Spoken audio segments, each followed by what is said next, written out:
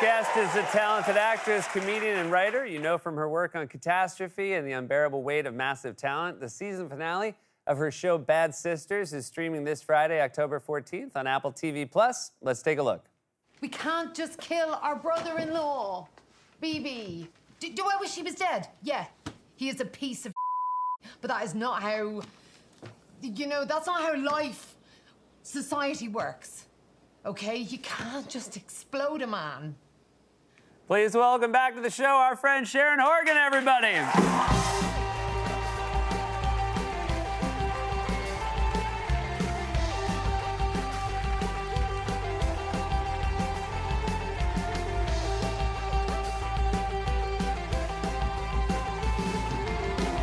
I'm so happy to have you here in person. I'm so happy to be here. I just met Pierce Brosnan. Was it exciting for you? Oh, my God. Yeah. Well, it was annoying at first because he looks younger than me. Yeah. But he's from Drogheda. He's from the same place in Ireland as me. That's a really... and that must be a big deal, right? It is a big deal. I mean, it's a bit of a one-horse town. You know? It's mainly famous for... Well, it's got... in its main church in the city, it has the head of a saint, Oliver Plunkett, who was hung, drawn, and quartered. Okay. So I used to get taken to see this head when you were a youngster on a little school trip. Do they? Is it in a glass case? It's of course. Yeah. What? No, Not of course. I don't. We don't have our. We don't leave our heads out here. We don't. We just love a bit of gore. Yeah, you do love a bit of. But yeah, it was lovely to meet him. He was like, "What the hell?" But I was like. I'm coming in. Is it hard? Because obviously you've been incredibly successful. Is it hard, you know, that in your hometown they're like, well, you're not quite Pierce Brosnan, are you? In my own family, you know, I'm number two. My brother is was an international rugby playing superstar, so, you know. Oh, really? Yeah. So my confidence is already... You're not even the #1 Horgan? I mean, I'm not even number two, if I'm honest. My other brother's doing really well for himself. And so, but, Do you think you could help us book one of them? I would love that.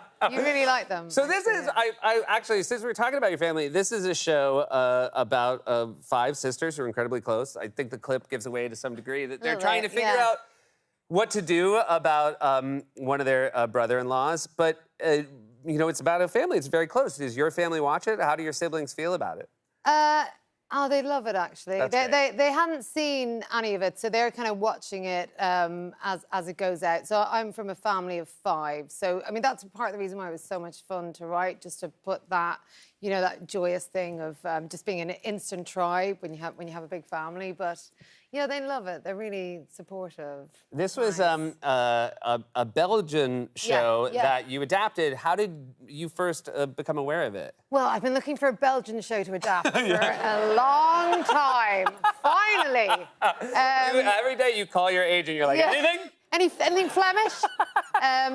So 2 American writers, Brett Baer and Dave Finkel, they had got the rights for it, and I was looking for something post-catastrophe, and I sort of, you know, I was tinkering around with a few ideas, and then the lady who's head of Apple in the UK, Jay Hunt, she said, I think I've got something for you, and I watched 1 episode, and I was in. I mean, it's such a crazy premise. These sisters...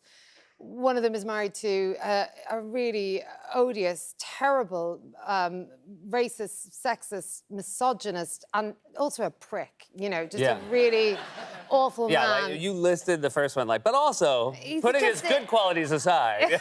He's just a real prick. He's a real prick. Was it hard to write?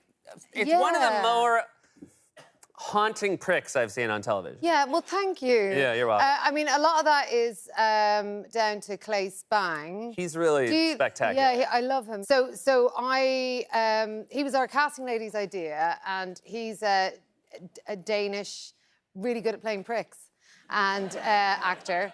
And yeah, but it was hard. It was hard to write just because we had to. I mean, there's an abusive domestic relationship at the heart of it, and you want to. That's a lot of responsibility, you know, to tell a story like that and to make it truthful and show the, you know, the brutality of it. But at the same time, it's a comedy drama, and he's a clown and a fool, and So it was hard but fun and a lot of responsibility.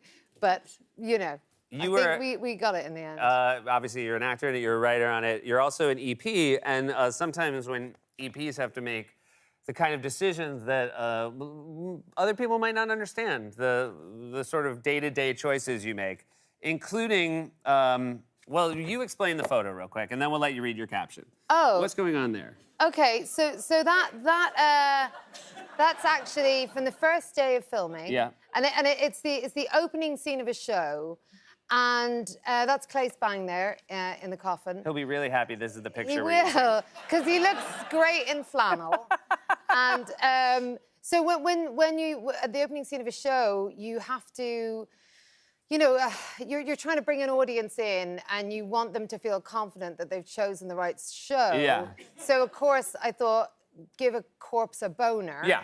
And then people will feel like, okay, they've got this. You know, they know what they're doing. And you kind of wrote out a lot of the, the sort of decisions you were making. Too small and you can't see it. Too large and it just upstages the corpse. Yeah. Also an issue, slope needed to balance the wedding photo. It needed a sort of gradient because his widow panics when she sees that he has, technical term, postmortem priapism. Yeah. And so she has to cover it and she tries flowers first and then she uses their wedding photo. But, and then it just keeps sort of just sliding off. Yeah. It was really... I will say, I was watching it, I go, that's a really believable dead boner. I'm going to stick with this show. Thank you so much. We've talked about your daughters in the past. The last time we Zoom interviewed, you were saying that how hard they are on you and how honest they are with their criticisms. I believe one of them told you your eyes are too close together. Oh, yeah, I mean, they are, clearly. They are. That was only when she was really angry at me. Okay, gotcha. And I was shouting at her, and probably my eyes did look too close together. Well, I will say, when you yell, they do get a little... They do narrow in. But no, they're great. I've got an 18-year-old and a 14-year-old.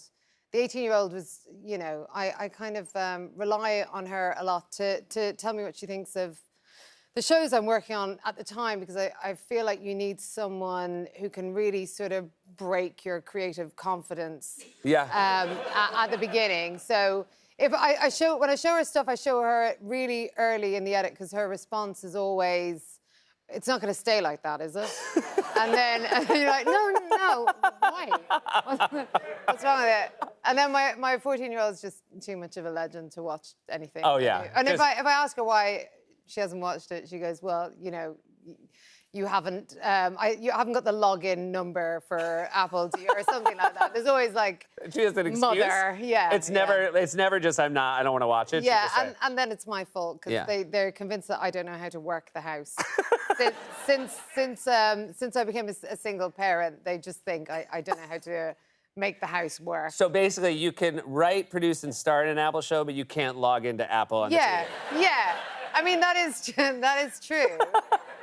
But then I just send them a little review that I got from something. Oh, that's nice. And it makes no difference. Isn't it really funny how needy we get with our kids? Oh, my God. I, honest to God, sent them one, like, 10 minutes before I came on. I saw this review, and I just, like, sent it with a little sort of emoji.